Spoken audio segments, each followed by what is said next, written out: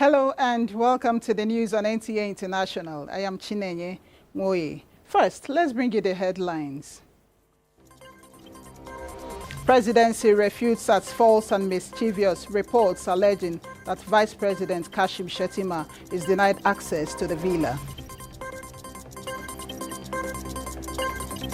Sixth African Regional Conference on Irrigation and Drainage ends in Abuja, with resounding advocates for renewed investment and inclusive participation to transform Africa's irrigation and water resource management landscape. A court in Tunisia sentences group of senior politicians, businessmen and lawyers to long prison sentences on conspiracy and terrorism counts.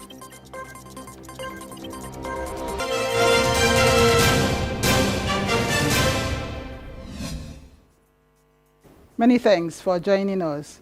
A court in Tunisia has sentenced a group of senior politicians, businessmen and lawyers to long prison sentences on conspiracy and terrorism charges, and former Congolese President Joseph Kabila, accused of supporting rebels in the country's east, returns to Congo. Uche Ogochukwu reports.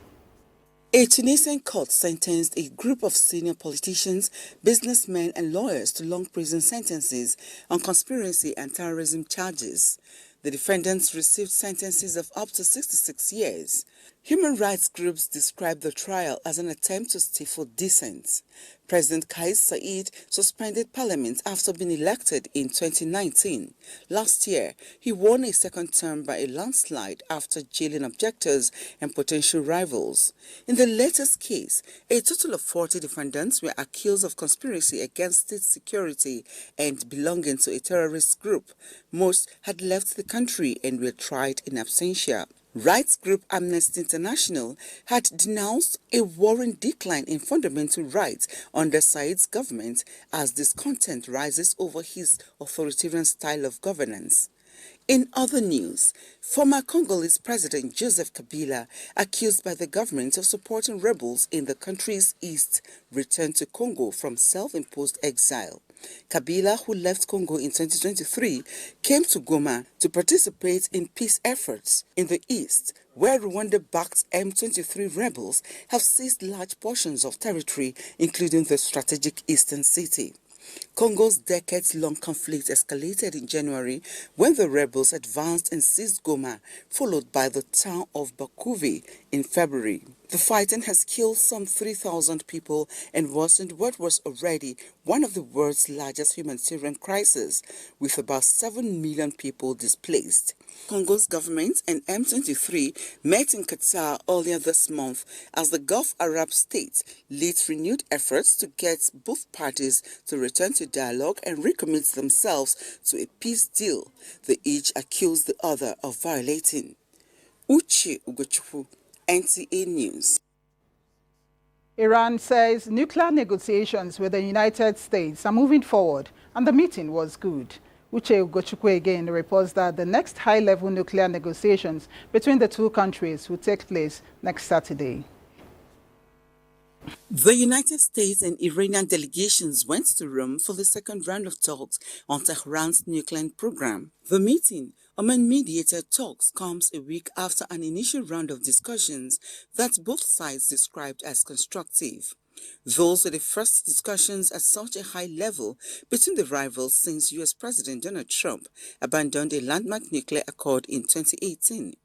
Western countries, including the United States, have long accused Iran of seeking to acquire nuclear weapons, an allegation Tehran has consistently denied, insisting that its program is for peaceful civilian purposes. Tehran and Washington have had no diplomatic relations since shortly after Iran's 1979 Islamic Revolution. Following his return to office in January, President Trump revived his maximum pressure campaign of sanctions against Iran. In March, he sent a letter to Iran's supreme leader Ayatollah Ali Khamenei, urging renewed nuclear talks while also warning of military action if diplomacy failed. In a social media post early Saturday, Baki said Tehran was aware that it is not a smooth path, but we take every step with open eyes, relying also on the past experiences. The leader of mediator Oman, Sultan Hetman bin Tariq, is due in Moscow in the coming days, according to his office and the Kremlin, which said he would discuss with President Vladimir Putin current questions on the international and regional agenda and other issues. Uche Ugochukwu, NTA News. Christian Orthodox worshippers marked the Holy Fire rite at the Church of the Holy Sepulchre in Jerusalem's Old City ahead of Easter. Russians gather near their local church where people prepare and bring kulich, a sweet Easter bread with glaze and raisins, as well as brightly painted eggs, which are symbols of the holiday and new life. The priest sprinkles the food with holy water while reciting a prayer. For many parishioners of Russian Orthodox churches, this tradition not only fills the Easter table with blessed treats, but also brings families together.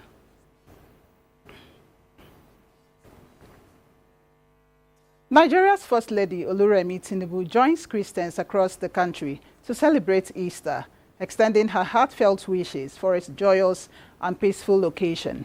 In her message marking the celebration, she describes Easter as a reminder of the enduring power of love and the selfless sacrifice of Jesus Christ and the hope his resurrection brings to all humanity. As Christians come together with their loved ones, friends, neighbors, and community to mark this special time, the First Lady admonishes them to remember the less privileged and extend compassion and support wherever they can. She prays that the spirit of Easter inspires Nigerians to uplift the vulnerable, love one another, make sacrifices when necessary, and work together to build a peaceful and prosperous nation for all. Meanwhile, President of the Senate, Godswill Akpabio, has enjoined Christians and all Nigerians to use the occasion of the celebration of Easter to eschew political, religious, and ethnic biases and unite for the progress and general well-being of the nation. Akpabio, in a statement, admonished those perpetrating mass killings across the country to respect the sacredness of human life, show love instead of hatred, and abandon their evil ways, and urged Nigerians to reach out to the victims. While congratulating the Christian faithful for successfully completing the 40-day Lenten fast and now celebrating another Easter, he appealed that they all show love to one another, irrespective of differences, and to also emulate Jesus Christ's spirit of humility, love, and sacrifice. The Senate President also urged Christians not to relent in prayers after Easter, but to continue seeking God's intervention in the affairs of the nation. The Cross River State Governor, Senator Basi Otu, is demonstrating commitment to the welfare of his people with the provision of 60 million mini-buses to ply Calabar Metropolis and 2 18-seater buses, as well as Sienna vehicles to convey passengers across the state without incurring any cost. Flagging off the free transport initiative, the governor, represented by the Special Advisor on General Duties, Ekpenyong Akiba, says the scheme is a means of empowering the people while creating a more enjoyable and sustainable holiday for all. Justina Etim completes the story. The season is another time of the year characterized with high-pin activities, as people often travel home to share love and merry with family and friends. But the high cost of transportation could hinder this course, thereby dampening the joy of the season. In line with his People First agenda, Governor Basi Otu is extending love to the people of Cross River State as he offers free transportation services within Calabar Metropolis and across the states to ease their transportation needs.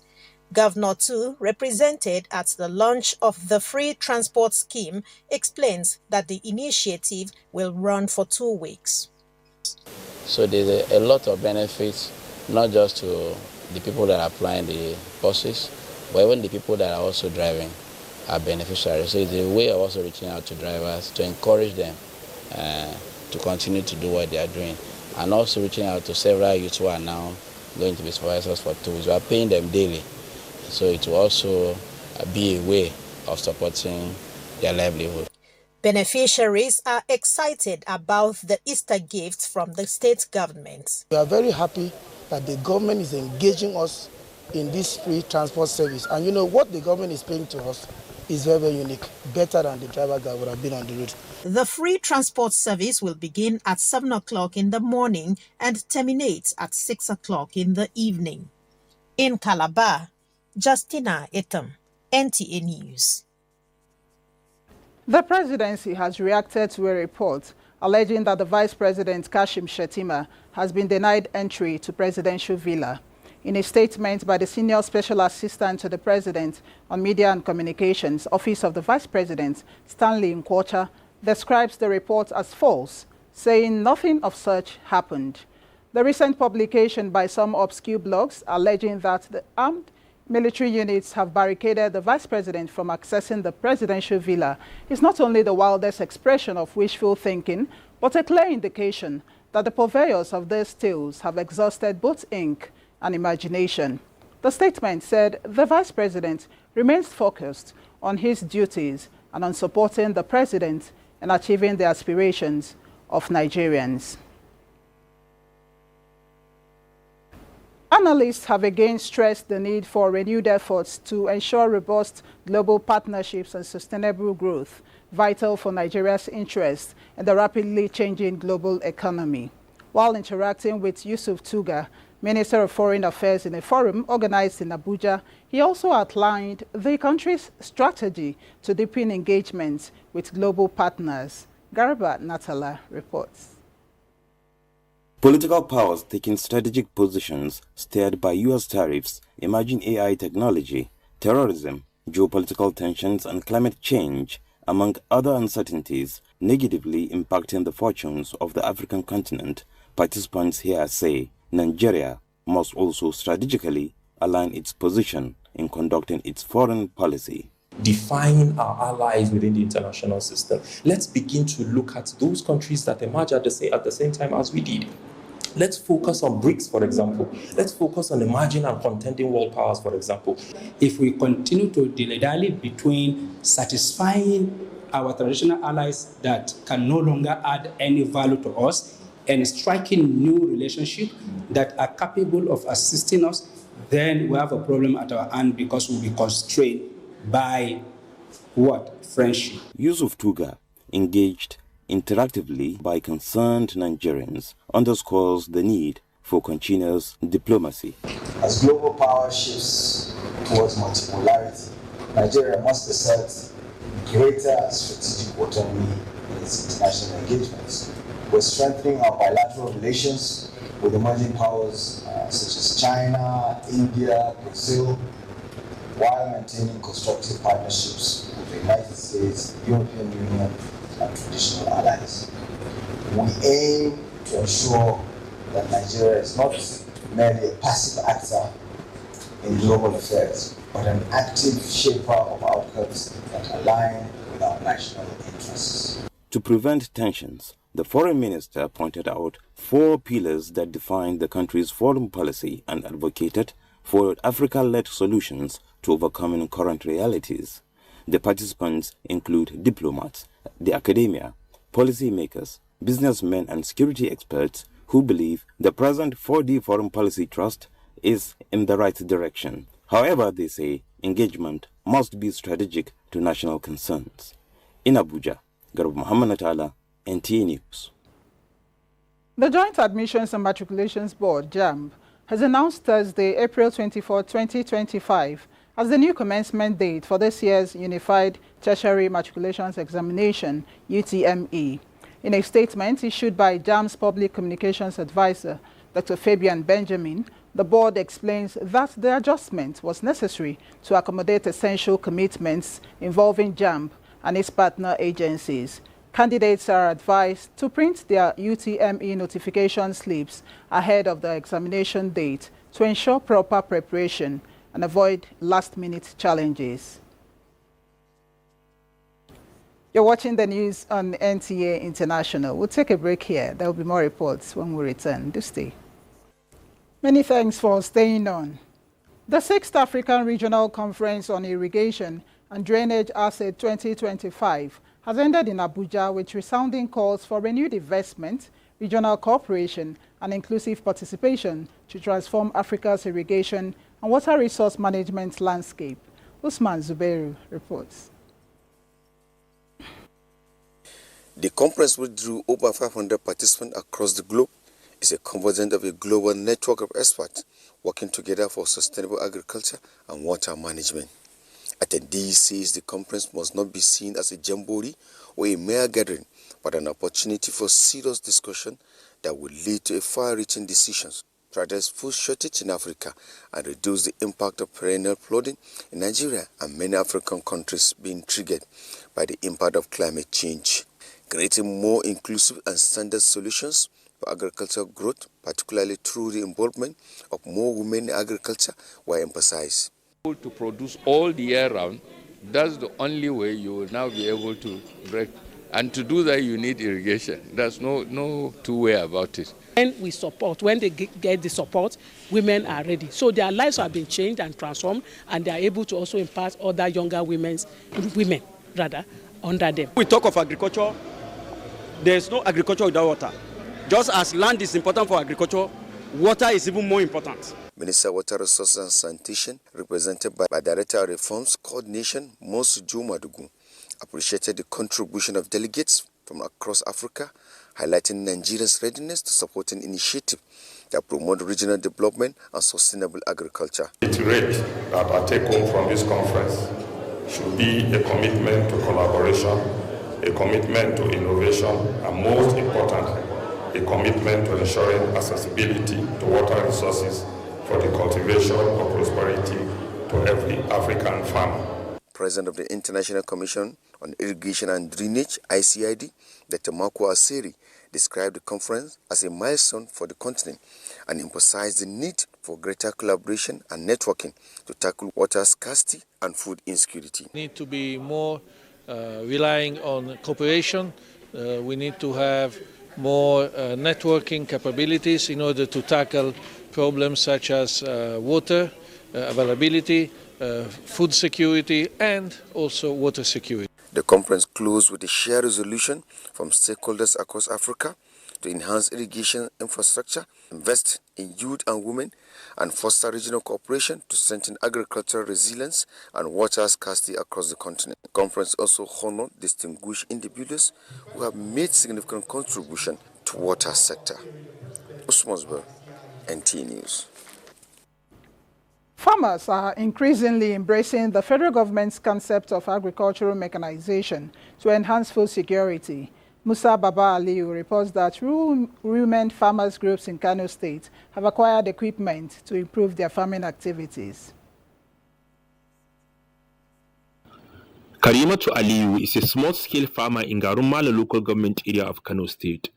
She, along with her female counterparts in the community, jointly cultivated a 4-hectare wheat farm. They have achieved a good yield and ready for harvest. Karimatu mentioned that they were motivated and encouraged by the Women Farmers Advancement Network to embrace dry season farming. She explained that previously they were often idle after the rainy season. Now we have learned to cultivate wheat, and here are the results, she says. One remarkable achievement of the women's group is their ability to pool resources and purchase a combined harvester. Together, they monitor and supervise the operation of this heavy-duty equipment on their wheat farm. After harvest, the 3,000 people contributed 3,000. So 3,000 by 3,000 people, that's 9 million. Another 9 million in dry season farming, another 9 million after the wheat farming. That makes it 27 million from the groups. And WOFAN now supported them with a soft loan to make it 54 million. And we now own this beautiful combined harvester that is here. This is a 4-hectare of wheat plantation cultivated by women group here in Garumala local government area of Kano State. Averagely, it will take them about 1 or 2 weeks to harvest their crop. But with this combined harvester, it will take only 1 hour or less than that to clear the farm. In addition to the combined harvester, the women have also acquired tractors to enhance their farming operations. Rafa'atu Garba Salisu, a 27-year-old member of the Women's Farmers Group, expressed their pride in their transition from manual to mechanized farming. At the age of 30, 37, you see our parents or our brothers back are bending. But now, this is a typical example now. I can drive this tractor. It's a great achievement as a youth and from rural community to have this great opportunity. Their dream is to be able to operate the machinery independently within a few years without needing to involve male operators. Musa Baba Aliyu, NTA News. A report reaching us says Lagos says a two-story building has collapsed at Ojo-Dubega, Lagos. 2 people died and 23 persons were rescued. Yoruba's robust partnership with national and international humanitarian organizations is yielding anticipated results as essential food items donated to the state have reached the hands of beneficiaries. This complementary effort aims to ensure that vulnerable population in the state are food secure. Yunusa Suleiman reports. Widows, orphans, the aged, poor and vulnerable persons selected from across the state are the latest beneficiaries of the humanitarian partnership at the flagging off of the distribution of the donated 30,000 bags of rice. Each beneficiary received a 10 kg bag of rice along with other condiments in a gesture aimed at alleviating their hardship. We extend our heartfelt gratitude to Governor Moimola Abuni and Aliko Dangote for their timely support during this critical period. This support is not in Yobe State alone. It goes across the 36 states in Nigeria, including federal capital Abuja, to reduce the suffering of the less privileged and the most vulnerable. The donation, Governor Abuni says, is another show of solidarity and continued support to the state by the foundation in its efforts to improve food security among vulnerable population. To my good people of Yobe State, as we prepare for the year's coming cropping season, I urge you to massively engage in agriculture to ensure food sufficiency and food security. This administration will continue to support agricultural development in the state. In the metro, Yunusa Suleiman, NTA News. Vice President Kashim Shettima has paid a condolence visit to the family of late Dr. Idris Abdulaziz Dotsen Tanshi in Bauchi town over the death of the renowned Islamic cleric. State House correspondent Abdurrahman Jibrila reports that at the family house of the late Sheikh, Vice President Kashim Shettima urged the family to accept the will of Allah. He urged the followers of the cleric and all Nigerians to emulate the good works of the late Sheikh Idris Abdulaziz, urging the Bauchi state government and well-to-do citizens of the state to support the family, to show appreciation on his legacies. Bauchi State Governor Bala Mohammed and Malam Sagiri Adamu appreciated Vice President Shettima for finding time out of his tight schedules to personally condole with the family and the state. Health is wealth, the saying goes, and the Naval Officers' Wives Association, NOAA, has taken a significant step in emphasizing this mantra through their recent 4-kilometer walk at the Naval Unit at Sokoru. Defense correspondent Naja'atu Tijani reports. Step by step, members of NOAA and sister associations stride towards wellness. As they walk, they foster camaraderie and support one another.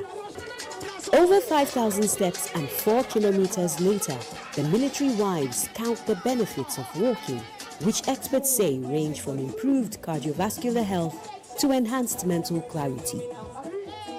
NOAA says it hopes that other women will emulate the military wives. But this work isn't just about physical fitness. It's about the holistic well-being. Let's work together, not just for ourselves, but for the message we send. that health is a priority. I'll talk about exercise and also talk about wellness. We all know that exercise is vital for our daily living. It helps, reduces so many diseases. Small actions like taking a walk can have a profound impact on our lives and the lives of those around us. The journey of 1,000 miles begins with a single step. And for Noah, every step towards health counts. Naja'atu Tijani, NTA News. Let's now take a look at Sunday's weather prospect for Nigeria and some parts of the world.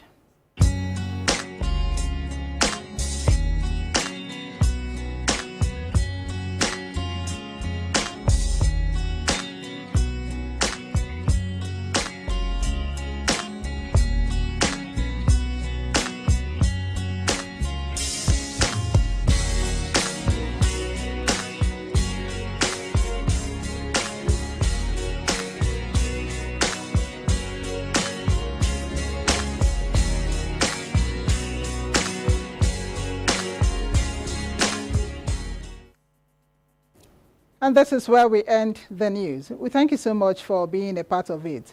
I am Chinenye Muyi.